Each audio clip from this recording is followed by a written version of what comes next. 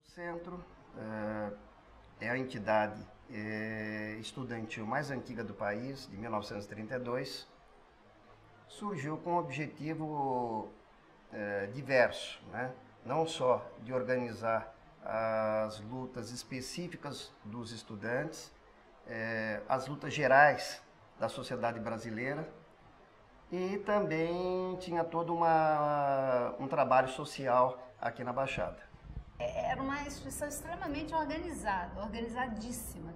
Tinha uma tesouraria que funcionava, eles funcionavam, eles pagavam, né? Pagavam mensalidade, então eles foram juntando dinheiro e eles estavam numa outra sede que já estava ficando muito caro pagar aluguel, então eles resolveram comprar e foi o dinheiro dos estudantes mesmo, e não ganharam não. Eles vieram, compraram a sede de uma senhora e vieram para cá. Escritura de compra e venda da casa, essa casa que nós estamos. Essa escritura é de 28 de março de 1955, a casa foi comprada. Desses anos todos, desde 32, no getulismo, o centro teve uma importância muito grande, mas sempre também teve um trabalho social. Como também, a gente até esquece, mas na época, já depois da reconstrução, tínhamos festivais de música, muito importante na cidade, que o Centro de Estudantes fazia, espaço para os grupos de teatro. Porque sempre um acontecimento está ligado com outros. E o SES, a importância dele era de ser o ponto nevrálgico, o lugar onde todos os caminhos vinham para cá. Aqui que a gente bolava as coisas, abriu-se para o movimento sindical, para o movimento ecológico. Independente de que partido, independente de que faculdade estudasse, mas o Centro dos Estudantes sempre teve um peso muito grande dentro do movimento estudantil geral e dentro do movimento político da cidade. Em qualquer situação que você visse, qualquer campanha, o Centro dos Estudantes estava à frente. Isso aqui, por exemplo, é um aniversário, 52 anos do Centro de Estudantes. A gente fez a concha acústica, era super assim, usada na época aqui na cidade. A gente fez um show lá nas concha acústica, do Júlio Bittencourt. Essa campanha também da única, a calorada de 84 foi toda voltada já para a campanha das diretas. Isso aqui foi na época das diretas, que a gente fechou o Santos, fez passeata de todas as escolas, saíram passeatas e culminou na Praça Independência para o dia da votação da emenda das diretas. As grandes lutas do SES foi a meia entrada de cinema e a meia passagem do ônibus também foram conquista do SES. Depois disso que passou para o Brasil inteiro, mas foi aqui. Os estudantes fizeram simplesmente uma greve de bondes. Eles colocavam as mesas de ping-pong na frente do trilho de bonde e ficavam jogando ping-pong. E aí os bondes paravam. Vocês sabem o que fazia o condutor do bonde? Descia do bonde e jogava ping-pong também com os estudantes. Até que foi concedido o passe escolar em Santos pela primeira vez na história do Brasil. O estudante ele tinha que estudar, ele tinha que ir para a escola e ele tinha que pagar menos. Né? Por que que ele iria pagar uma passagem inteira por um direito ao estudo, que é uma obrigação do Estado? A passagem também deveria ser, né? Então esse foi o argumento para que se fizesse a meia passagem de ônibus.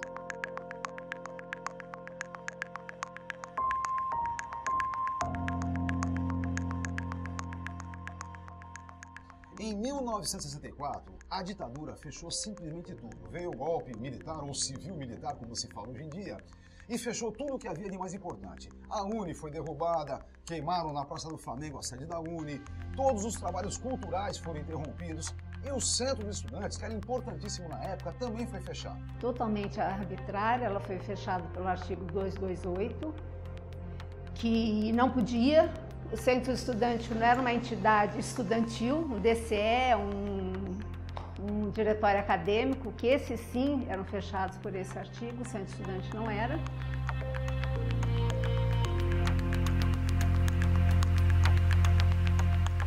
A gente sabe muita história do Paulo Matos, do Jaime Rodrigues Estrela, que é o Cebola, né? Que eles resistiram muito aqui até que não conseguiram mais e tiveram que sair fora.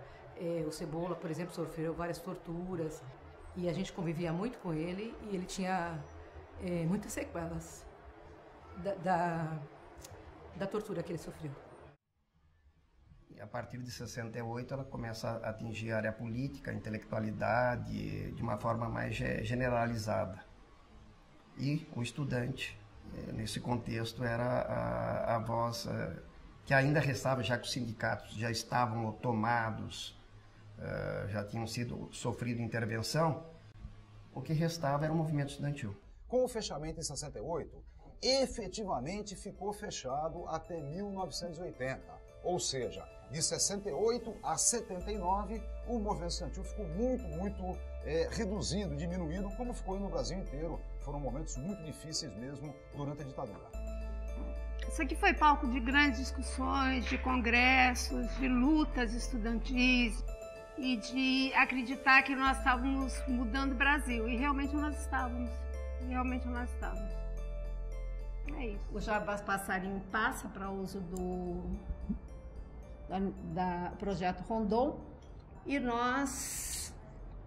ninguém se conformava com isso. É um absurdo, né? Um verdadeiro absurdo você passar, ver o projeto Rondon aqui e quem coordenava o Rondon era um professor da minha universidade. Eu disse a ele, olha, se nós ganharmos a eleição, eu vou entrar lá e vou pegar porque vocês têm que sair de lá, né? Vocês não pagam aluguel, enfim.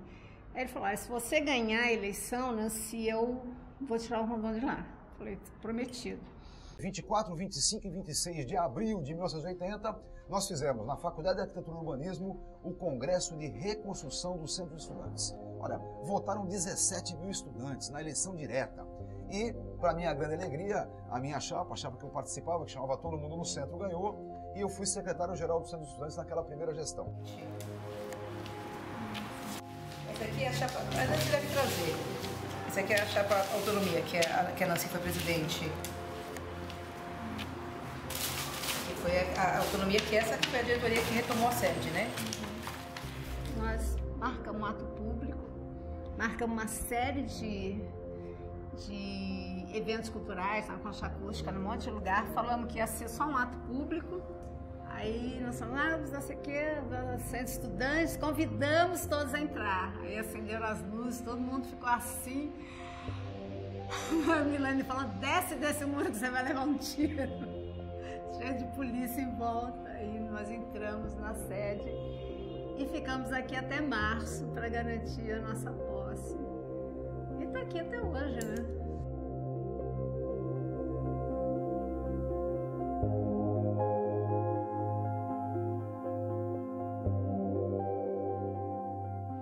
E a recepção foi boa, tanto é que compareceram muitos estudantes para ajudar no processo de arrumação. E não só de arrumação, mas principalmente, não adianta você ter um prédio se você não tem atividades. E a partir dali, essa casa aqui virou um maior centro de produção de cultura que essa cidade já viu modernamente. Daqui surgiu todo esse projeto de patrimônio histórico que existe hoje na cidade, do Centro Velho, com alguns respingos aqui e ali. Tudo isso começou aqui, no Centro dos Estudantes, em 88, com essa retomada. Então, a reconstrução do SES não foi só a reconstrução de uma entidade, foi a reconstrução de um adormecimento político, cultural, sabe? Foi a explosão de tudo que a ditadura fez com que fosse engolido.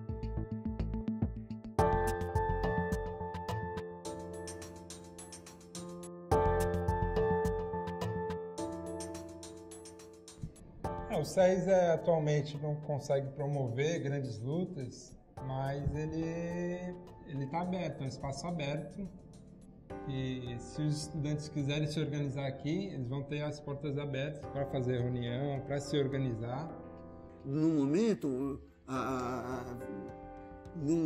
tá um monte de gente querendo fazer coisas aqui, entendeu? Negócio de rap, todo mundo que não tem espaço na cidade.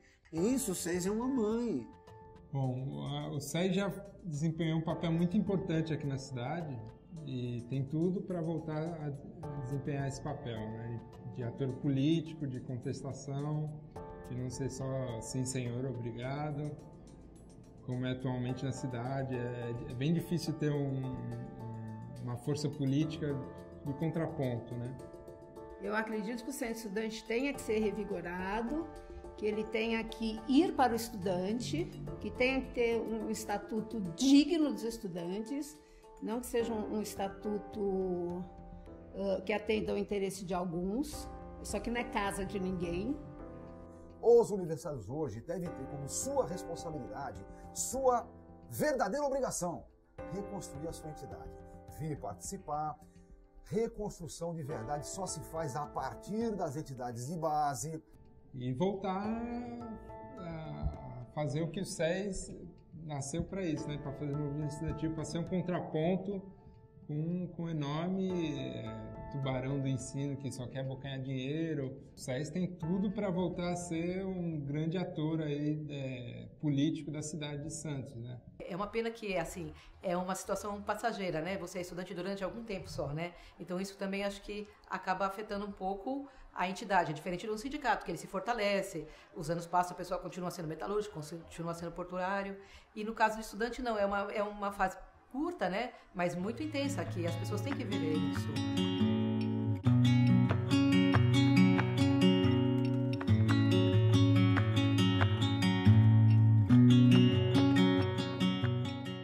A sociedade está muito acomodada por enquanto e precisa voltar a se organizar e pensa muito no individual, né? Que a solução para as coisas são individuais e a vida mostra que não, né? Só coletivamente a gente consegue reverter os ataques. Eu acho que na vida de um estudante, a coisa mais rica que tem é a participação acadêmica. E o Centro dos Estudantes era uma forma de propiciar esse entrosamento das mais diversas formações que existiam, das mais diversas faculdades, cursos, num mesmo lugar, nas mesmas atividades, as trocas de experiências. Na minha vida foi muito importante. E eu acho que na vida de todos que participaram, ela foi muito marcante. Se eu não tivesse passado pelo Centro Estudante, ou o Centro Estudante não tivesse passado pela minha vida, eu não seria a pessoa que sou hoje. Isso tenho certeza. Para mim, o Centro Estudantes representou muito, porque foi um canal que a gente tinha para se manifestar, para fazer política, para conseguir melhorias nas faculdades, para conseguir a melhoria no país.